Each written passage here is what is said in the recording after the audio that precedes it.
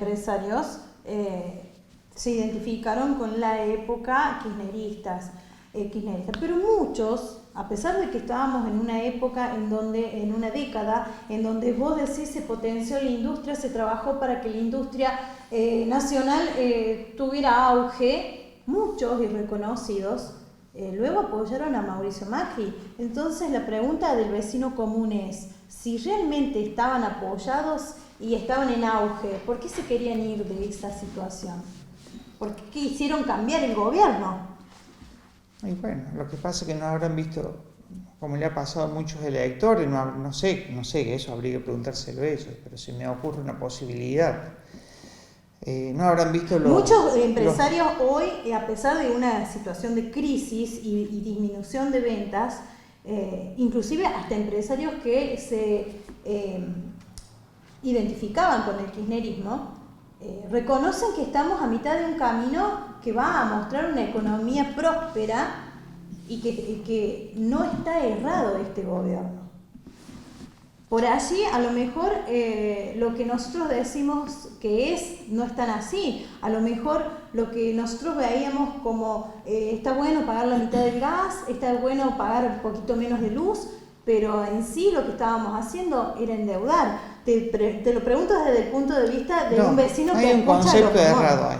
No, porque el Estado nunca tomó deuda para subsidiar la luz y el gas. Pero también está el gobierno que tomó. El gobierno kirchnerista, el subsidio que daba por gas y luz, lo tomaba de los mismos impuestos que cobraba. ¿Y por qué se tuvieron que sacar? No, lo que sucedió a nosotros es que se hizo una transferencia de ingresos. Y esa transferencia de ingresos fue la siguiente. Primero que todo, que se dolarizaron las tasas de los servicios. Uh-huh. Los valores de los servicios se dolarizaron. Entonces se movieron con el dólar. Por eso se nos hacen impagables. O sea, ¿por qué tuvo el peso? Porque ese es el proyecto de JP Morgan. No es nuestro. No es nacional ese proyecto. Ahora la pregunta sería, ¿sería que teníamos una tarifa engañosa antes? Estábamos pagando, o sea, yo estaba pagando este micrófono 15 pesos, pero cuando la empresa lo fuese a comprar, en realidad le salía 1.500. No, porque si fuera así, Brasil vendría errando el camino hace 50 años, porque el Brasil no está dolarizado. Si nosotros seguimos dolarizando la economía, vamos a seguir errando. Si el problema fue que, primero que todo, que se dolarizaron las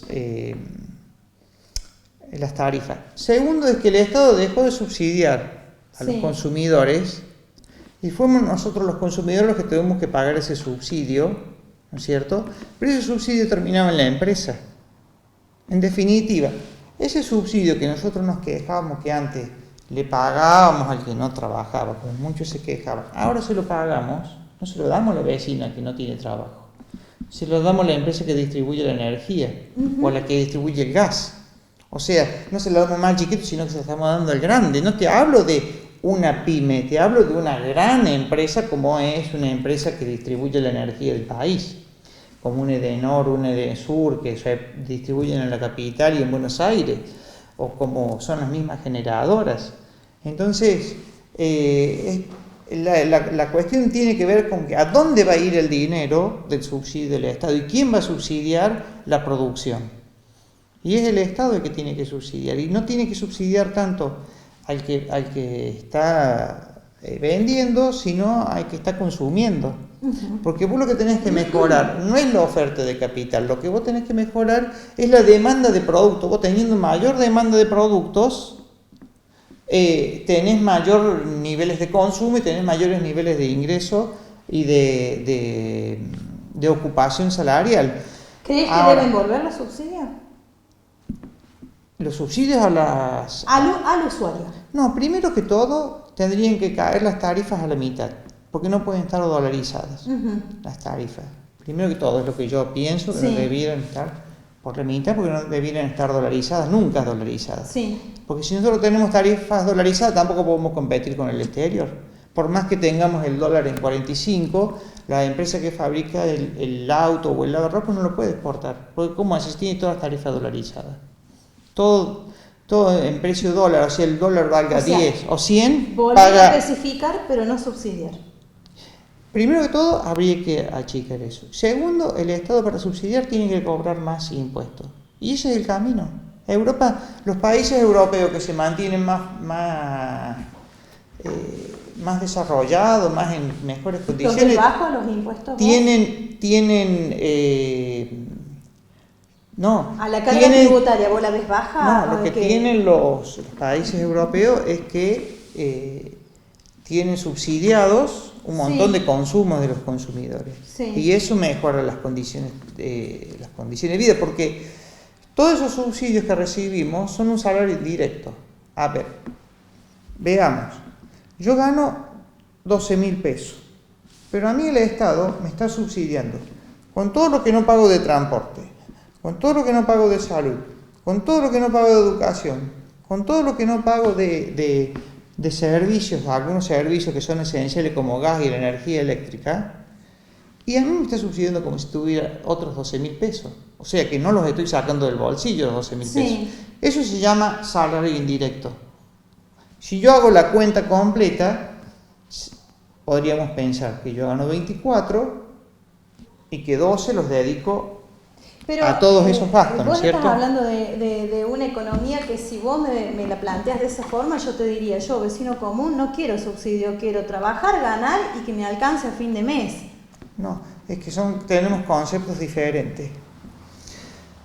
Desde la individualidad no vamos a construir nada. Nunca, o sea, a ver, el tema es este. Si yo dependo de los subsidios que me da el Estado, nunca voy a lograr una autonomía. Y de a poquito voy a convertirme en dependiente de ese Estado. Y yo no quiero ser dependiente de un subsidio. ¿Y por qué no se lo explican entonces los compradores de la LELIC? Porque la LELIC está al 70% anual. Porque el vecino común, o sea, no estás hablando de un nivel que el vecino común, la LELIC sinceramente... está al 70% anual, ¿no es cierto? No es que al vecino le conviene, porque ahora no estamos subsidiando al vecino que consume gas y energía eléctrica, estamos subsidiando la LELIC con la deuda que estamos tomando. Y es un dinero que entra, se pone en el país a plazo fijo con la LELIC, se lleva un 70% de interés. ¿Qué es lo que hizo? ¿Qué le dio al país? Y se lo lleva afuera. No le dio nada al país, no te dio trabajo a vos, ni a él, ni a nosotros, a nadie, ni a la señora que está ahí afuera le dio trabajo. En resumen, el subsidio hay que ver a quién se lo vamos a dar. Si se lo vamos a dar a las leyes o se lo vamos a dar al vecino. Eso lo tenemos que recuperar. El subsidio a los vecinos. Por eso te estoy diciendo, tenemos que tener una tarifa más barata de energía para mejorar el consumo. Lo que yo no gaste en energía, lo voy a gastar en el almacén. Hemos sufrido una época, lo que yo no gaste los pueblos no, pero en las ciudades donde hay, por ejemplo, EPEC, que venían, y todavía al día de hoy, de épocas de muchísimos subsidios, argumentaban que todo su déficit en cuanto al servicio se debía a que lo que recaudaban no le alcanzaba para mantener, ni tampoco mejorar la calidad de lo que estaban brindando. Y la prueba está en que en Córdoba hacía 30 grados y se cortaba la luz en todos lados. Así que, en definitiva, esos subsidios terminaban provocando, era dinero que el vecino no aportaba a la empresa, pero también era dinero que no provocaba un buen servicio. Si vos sos un comerciante, tampoco te va a gustar que la heladera se te pare 10 horas de repente. Yo veo que es así, mira, si vos disminuís las tarifas, las personas empiezan a consumir y tienen una diferencia, empiezan a consumir más. Consumir más implica mayor producción, por tanto mayor trabajo. Pero además, si vos esa tarifa la cortás a la mitad, va a haber un dinero que lo vas a poder poner en el almacén ahora. ¿Y la empresa cómo subsiste? Si lo pones en el almacén, ¿no es cierto? Si lo pones en el almacén, estás dándole trabajo al que fabrica los fideos, o al que fabrica la hierba, o al que fabrica el vino. ¿Cómo sostenés esos subsidios? Si todos fabricamos más el Estado cobra mayor nivel de impuestos y puede sostener el subsidio. Pero no te preocupes por ese subsidio, porque en realidad las tarifas nuestras están sobrevalorizadas. Están sacando una ganancia sideral las empresas. Ese subsidio sería un engaño. Te saco un porcentaje de la tarifa de luz, pero te cobro un poco más de impuestos. En realidad no te cobro más impuestos. Del momento que vos vendes, que consumís más, ya se está pagando más impuestos. Supongamos que seguimos con el 21, ¿no es cierto? Sí. Si me aporten 21% del IVA, es 2.000 este mes, pero ya el mes que viene es 2.500, le estoy generando mayor nivel de ingreso en el Estado. No sé si me explico, eso es muy, muy importante, que el Estado tenga la capacidad de aumentar la capacidad de recuperar impuestos. No significa que los aumente. ¿Cómo hacemos para salir del camino? Muchas veces dicen, no, mira, acá es sencillo. En una familia, si vos gastas 100 y te ingresan 90, sí, vos tenés que recortar 10. No. ¿Por qué vas a recortar 10? Hace algo para que entren 100 o 110. También te podés hacer una changa aparte, un trabajo aparte, o lograr mejorar tu salario. De alguna manera, dentro de tu empresa, mejorar tu salario. Y bueno, eso es lo que tiene que hacer el país. No tiene que recortar, sino que tiene que producir más. Produciendo más, se mejoran las condiciones de vida de las personas, y produciendo más, el Estado tiene la capacidad de incorporar mayor impuestos. Hay que lograr todo eso en una economía que está totalmente paralizada, ¿no? Pero es que ya lo hicimos una vez. Lo hicimos en el 2001, teníamos el 50% de pobreza, ¿no es cierto? Y después logramos un crecimiento económico muy importante. En relación a la participación de gobierno, ¿vos veías que no había pobreza? Porque vos estás, obviamente, como militante kirchnerista, yo te veo que obviamente te pones la bandera todo el tiempo, ¿no? Pero ahora la pregunta mía sería, y después ya cambiamos de tema, en el cambio de gobierno, cuando Cristina le entregó a Mauricio, ¿vos veías que la pobreza no existía? No, los niveles de pobreza habían bajado. Pero no se podía, se habían bajado, pero no se podía cerrar el diálogo hablando de que teníamos menos pobreza que en Alemania. Es que me parece que no, yo creo que sinceramente, y recorriendo las calles, yo creo que la pobreza que luego se incrementó por las medidas y por la quita de subsidios y una realidad que tuvimos que enfrentar, que yo sinceramente la vemos en la calle, se incrementó, pero cuando Cristina entregó su mandato había pobreza. Yo no te puedo decir si un 50, pero un 45, un 47 había. Porque ya teníamos una situación económica delicada. No teníamos menos pobreza que en Alemania, como dijo Aníbal Fernández. No, dejemos de hablar de cosas como jefe de gente que no recorre la calle. Pero sí había disminuido el nivel de pobreza. Yo ahora en el Instituto Superior tengo estudiantes que tienen problemas para comer, están en un nivel superior. Vos decís, bueno, están en un nivel superior, tienen un respaldo más o menos. No, están con problemas para comprar comida, están en un nivel superior. Así que yo me quiero imaginar los que se tuvieron que ir del nivel primario o los que se tuvieron que ir del nivel secundario. Deben estar aún peores, ¿no es cierto? Eso es gravísimo. Eso a mí nunca me había pasado. Y en el nivel superior trabajo hace muchos años yo. Y bueno, están con ese inconveniente, es jodido ese tema. Último tema, y quiero que me digas, es una pregunta que quiero que me contestes. El temor de la gente mayor, vamos a la tercera edad, hoy en día el radical está perdido como el peronista.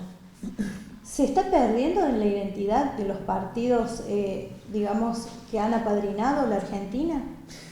Bueno, como empecé, desde el 83 había un nivel de indecisos que era bastante grande, que fue el que recurrió Alfonsín. Pero yo no te hablo por la gente, yo te hablo por los políticos, por los líderes políticos. Bueno. Hoy en día es como que todos los partidos abrieron las puertas y se hizo el cruce, parece que fueran equipos de fútbol más que partidos políticos, ¿no?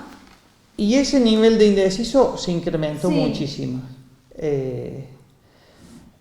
Bueno, desde el año 2001 el sistema de partido entró en jaque definitivo.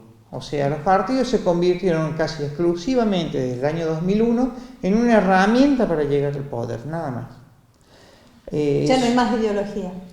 No necesariamente que no hay más ideología, sí hay ideología, para mí sí hay ideología. Fíjate vos cómo La Baña en el año 2007 se presentó como candidato del radicalismo y sacó el 17%.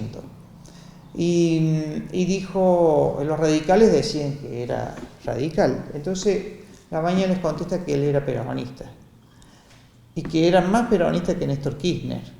Claro. Eso fue la elección en octubre y esa respuesta de La Baña fue en diciembre del 2007, o sea, durante el mismo año.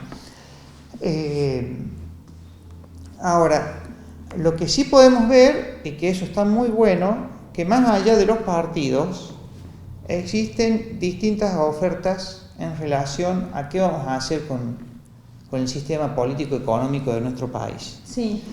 Y en ese sentido sí existen ofertas diferentes. Si vos ves que un partido nuclea a los sectores financieros, o una fórmula nuclea a los sectores financieros, otra fórmula nuclea a las pequeñas y medianas empresas, a los sindicatos, a las asociaciones civiles que están por detrás de la pobreza, ¿no es cierto? Sí.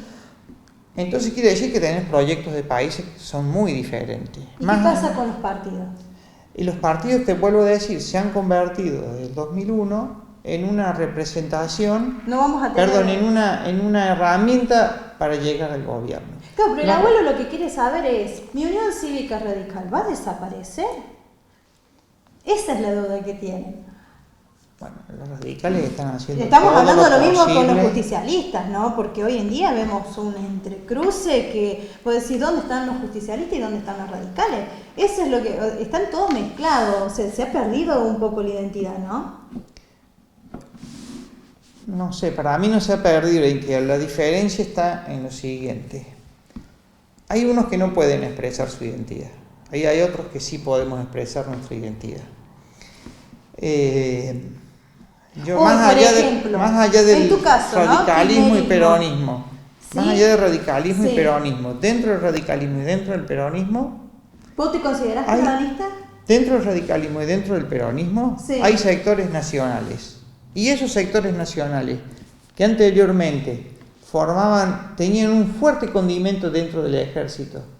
Por eso la dictadura militar no alcanzó a hacer todo el proceso de privatización que quiso, porque dentro del mismo ejército había sectores nacionalistas, ¿no es cierto? Son banderas que son muy importantes con las que se identifican tanto los radicales como los peronistas, sí, ¿no es cierto? Son nacionales, o sea, en donde vamos a poner el énfasis en el mercado interno de nuestro país, sí, en el desarrollo interno de nuestro país. No tanto en la idea de exportemos granos, sino en el desarrollo interno. No, pero cambiaste el tema. La pregunta es hacia vos. Sí. Vos militaste el kirchnerismo. Sí, el kirchnerismo nació como una rama del peronismo. Como una transversalidad. Claro. Hoy en día, podemos decir que 2 años atrás el kirchnerismo parecía que se había disuelto. Es más, no encontraba ya casi referentes en la zona. Hoy en día es como que esta fórmula Fernández lo hizo que remontaran aire. Ahora bien, la pregunta era, antes del kirchnerismo, ¿vos eras justicialista? No. ¿Qué partido Dos cosas. eres? Primero, que no estuve desaparecido nunca. No. Podrías ver en mi cuenta de Facebook. No, yo estoy hablando del partido. Como referente kirchnerista siempre estuve presente. Sí, pero el partido se diluyó. No encontraba ya casi referentes en la zona. Bueno, yo estaba, la gente que siempre estábamos, o sea... ¿Eras justicialista antes? Yo no empecé en el justicialismo por el PJ. La puerta de entrada del justicialismo que yo tengo es a través del kirchnerismo. Directamente. Y yo llego al kirchnerismo a través de la transversalidad que planteó Néstor Kirchner. Yo siempre fui de una mirada de origen más bien socialista, sí, con una fuerte impronta del Estado en el desarrollo económico de la industria. Y eso lo pude ver en Néstor Kirchner, lo pude ver en Cristina Fernández cuando en el 2012 ¿Cómo te sentirías si de repente, antes de cerrar la lista, supongamos que mañana cierran la lista? Sí, el sábado. Supongamos. Y de repente en la lista aparece uno de los fuertes del macrismo. En tu lista, como segundo, como vicepresidente, ¿cómo te sentirías? No, la lista ya está. Uno de los primeros. No, pero imagínate, para que comparemos un poco, ¿cómo te sentirías? No, ¿Te es que la lista sentirías ya que está. para- Son dos personas pero te digo que o sea, hoy en encaminan día, el proceso nacional. sí, todo perfecto, pero a ver, Pichetto mañana... y Macri son dos personas que enarbolan una bandera que no la pueden mostrar, que es la de los capitales financieros.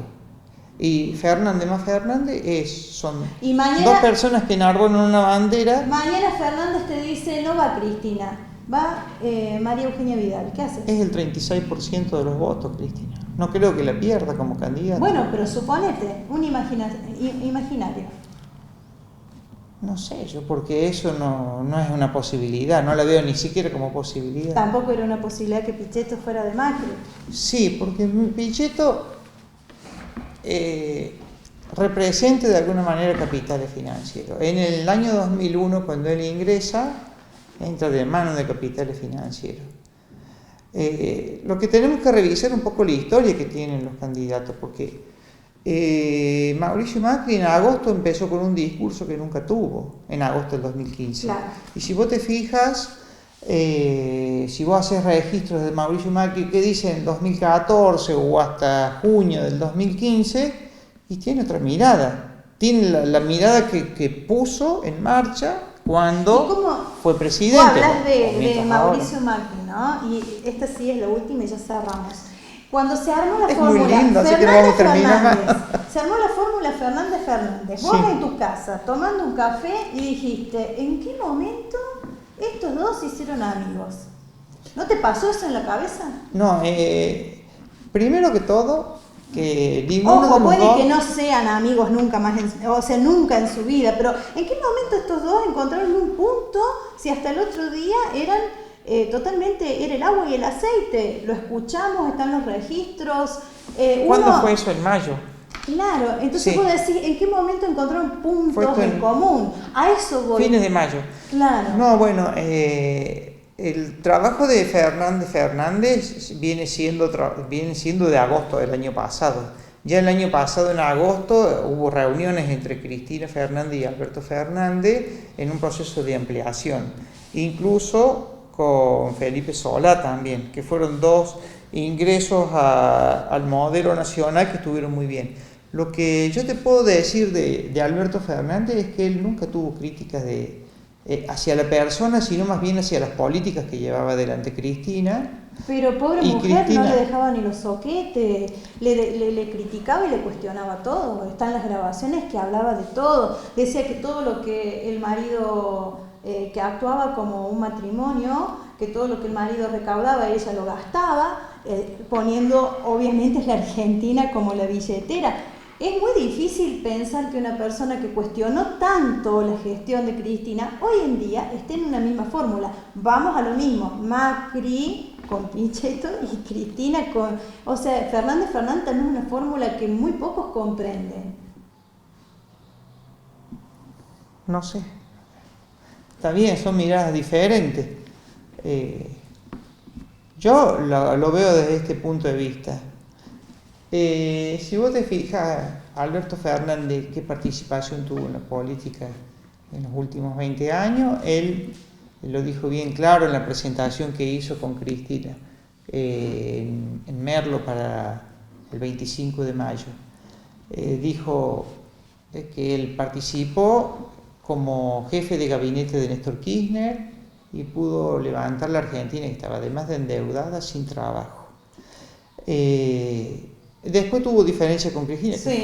Fue jefe de gabinete de Cristina, tuvo diferencias, pero el proyecto que tiene es más o menos el mismo. O sea, el proyecto tiene que ver con construir un país que tenga un mercado interno con un desarrollo industrial hacia adentro del país. Y eso es fundamental, porque si no, ¿cómo hacemos para darle trabajo a las personas? Dejando el militante de lado, para que la gente entienda en todo esto que hemos ido recorriendo y ya cerrando y despidiéndote. Dos opciones. Una que es continuar con este formato, que va a ser la fórmula de Macri, continuar con este formato y con una proyección a una mejor economía en 3 años. Y la otra que está de la mano de Fernández, la fórmula donde va a estar Cristina, en donde se habla de volver a un gobierno más popular, más social, con restitución de, por así a lo mejor no tanto los subsidios, pero sí baja de tarifas y reactivación de todo lo que es el mercado interno. Esas son las dos propuestas que vamos a tener, ¿verdad? Las propuestas están a la de vista. lejos. Las propuestas están a la vista. Los trayectos están a la vista. El trayecto de Mauricio Macri, que nos endeudó por 100 años, que nos endeudó por un 86% del Producto Bruto Interno en un año y medio. Bueno, esa es una de las propuestas. La otra propuesta es el desarrollo de la industria nacional y la soberanía nacional. Eso es fundamental. Son dos proyectos que están bien marcados. Ahora, se desvirtúa todo cuando se saca el tema del ojo de la tormenta. O sea, acá no vinimos a hablar ni del precio de la cartera, ni del juguetito de la nena de Mauricio. No, acá tenemos que hablar propiamente de cuál es el modelo de nación que queremos. Cuando nosotros sacamos el ojo del objeto por el cual se llega al gobierno, ahí ya perdemos el rumbo de la discusión. Y si vos te fijas en relación al desarrollo industrial, Luque lo tiene muy bien visto a esto.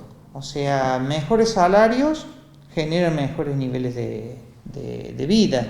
Y Luque se puede comparar con otras localidades de los alrededores y ve que tiene mejores salarios y tiene mejores niveles de vida, tiene mayores niveles de consumo. Es más fácil poner un microemprendimiento cuando la gente puede pensar en otra cosa que no sea solamente en comprar el pan y la carne o los fideos o lo que sea para poder comer. Si no, es muy difícil pensar en un microemprendimiento. Así es. Bueno. De a poquito. Una economía mejor, de acá a poco esperemos, ¿no? En diciembre hay que empezar a pensar cuáles son las opciones y tratar de desmenuzar y ver qué es lo que queremos cada uno y qué es lo que nos conviene. Nada fácil, y menos aún con el mapa político que hemos estado viendo y observando, que es bastante conflictivo, por cierto. Te quería agradecer, es lo que tenemos. Otra de las cosas que te quería decir es que hay en 3 fórmulas, hay dosis de peronismo, digamos. Bueno, la explicación tiene que ver con esto que te estoy diciendo, que dentro del peronismo y del radicalismo hay sectores que son, les gusta decir de izquierda y de derecha, pero serían más o menos sectores que postulan a favor del modelo de industria nacional, y sectores que no, que apuntan nada más que al vínculo del comercial con el exterior. Y que también sucede que en nuestro país, según dice Aldo Ferrer, falleció Aldo Ferrer, tenemos 2 economías que coexisten. Capaz que el productor agropecuario en este momento no le preocupa lo que yo estoy diciendo en relación a que tenemos que producir más en industria. No, te va a decir, no, lo que tenemos que tener es un dólar que me mejore los ingresos que tengo yo por la exportación del grano. Bueno, porque tenemos 2 modelos económicos que coexisten en nuestro país. Uno que está absolutamente vinculado a la industria, a la exportación, y otro que está absolutamente vinculado a la industrialización. Ahora, ¿qué tenemos que lograr para unir esos 2 modelos? Lo que tenemos que lograr es que el grano no se vaya del campo al puerto, sino que el grano tenga todo un pasaje de desarrollo industrial dentro de nuestro país y se exporte como un producto ya elaborado, incluso un producto para la góndola del supermercado. Eso es fundamental para lograrlo, para unir las economías y que volvamos a tener intereses comunes, porque mientras tanto a mí me hace falta un dólar que no pase los 20, al productor agropecuario le hace falta un dólar como está ahora o más tal vez. Entonces, para articular una economía que esté unida en común y que tengamos un proyecto común, es necesario el desarrollo industrial. Eso nos va a facilitar y nos va a acercar hacia un mismo lugar. Esa es la dificultad que tenemos. Ese es el desafío que tenemos. Es un desafío, ¿no?, que tenemos, que es político y muy importante. Y es por eso que se ven 2 proyectos muy diferentes. no podemos conciliar. ¿Cuál El es problema el que es que a cada uno le conviene y lo que cada uno tiene que debatir en su casa, ¿no? el problema es cuando se proceso? deja de discutir proyectos. Acá hemos discutido sobre un proyecto, vos tenés una mirada, yo otra. Pero el tema es cuando se deja de discutir proyectos y pasamos a hablar de las medias que se pone, o si las medias le llegan a las rodillas o no, una cosa así. Yo creo que la clase media, la clase No sé que si me trabaja, explico. no pierde tiempo en esos detalles, sí en ver cuánto dinero tiene a fin de mes. Eso Sí, va a ser obviamente. lo que va a hacer elegir, yo creo, en estos próximos meses el próximo candidato, ¿no? Y no porque no tengamos dinero ahora significa que vayamos a votar a una u a otra persona, porque todos tratamos de mirar un poquito más adelante, yo creo, ¿sí? De eso Sí, va a tal depender. cual. El voto va a decidir lo que nos va a continuar en los próximos meses y en los próximos años, que no es poca cosa. Edgardo, muchísimas gracias por haber venido. Fue un gusto hablar de todo esto y como vos decís, es un tema para largo, pero tiene muchísimas aristas y estaría bueno poder hacerlo también con más personas y con más visiones y más puntos de vista políticos, porque eso hace más rica la mesa, ¿eh? Así que en la próxima vamos a ver si logramos otro punto de vista. Bueno, un gustazo. Muchas gracias a vos. Nos Espero que les haya servido a ustedes, a los oyentes, a Por los supuesto, para televidentes, debatir, perdón. cada uno en su casa ha puesto su punto de vista, han coincidido o no con nosotros, por supuesto. Nos encontramos en 7 días en esto que es Enfoque. Hasta luego.